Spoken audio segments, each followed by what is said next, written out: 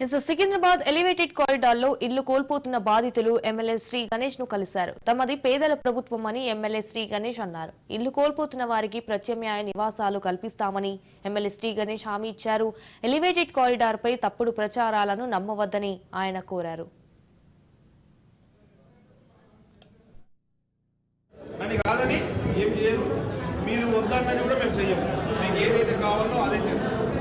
మీ అందరు సంతోషంగా ఉండేటట్టు మీరు నన్ను గెలిపించి మనని మీకు పనిచేసే అవకాశం ఇచ్చారు.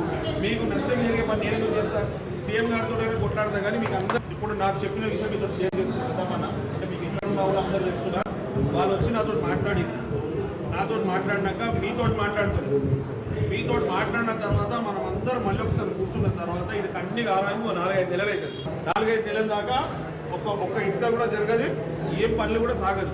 4-5 నెలలు అయితే మనం అందరం మాట్లాడుకున్నాక ఈ 4-5 నెలల్లో కూడా ఎక్కడెక్కడ జాగాలు ఉంది, ఎక్కడెక్కడ ఎంతమందికి ఇల్లు కట్టించాలో చూసి ఎట్లాగైనా ప్రభుత్వం డబ్బులు ఇస్తుంది కదా, అదే డబ్బులు మాకెందుకు, ఎక్కడ ఖాళీ స్థలం ఉందో అక్కడే ఇల్లు కట్టిమని కూడా వాళ్ళని అడిగితే నేను గమనించింది ఏంటంటే పైసలు ఉంటే ఖర్చు అయిపోతుంది. ఇప్పుడు ఇవాళ రోజులు బాగాలేవు, పైసలు వస్తే దానికి కాళ్ళు వచ్చేస్తే రక్తం వెళ్ళిపోతూనే ఉంటుంది. కానీ మీకు ఇల్లు కట్టించే బాధ్యతగా తీసుకుంటా. మీరు కూడా ఇల్లు గురించి ఒక్కొక్కరు ఒక బిడ్డలాగా చేస్తా, లేకుంటే వేరే ఎక్కడైనా కూడా డిఫెన్స్ ల్యాండ్ ఉన్నా కూడా ఎక్స్చేంజ్ చేసైనా కూడా వాళ్ళకి ఇస్తాడు చూసే బాధ్యత తీసుకుంటా. మీరు ఎవ్వరు కంగారు పడకండి, ఎవరైనా చెప్తే నమ్మకండి. నేను చెప్పినా ఇక్కడ మేము వచ్చిన వాళ్ళని చెప్తేనే మీరు నమ్మండి.